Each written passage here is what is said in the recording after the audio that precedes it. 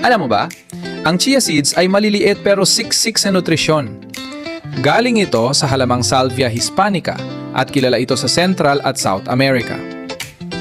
Kulay abo o itim, may puti at itim na batik at halos 2 mm lang ang laki. Pero wag ka, superfood ito. Pwede mo itong ihalo sa tubig, gatas, yogurt, smoothies, oatmeal o kahit sa juice.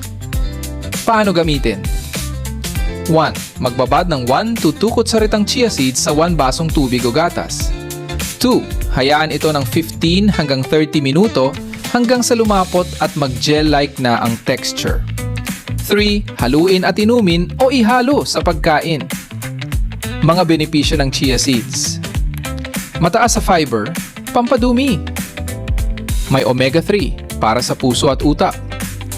May calcium at phosphorus para sa buto. Nakakabusog, kaya pwedeng pang-diet. May antioxidants, panlaban sa free radicals, at nakakatulong sa blood sugar at kolesterol.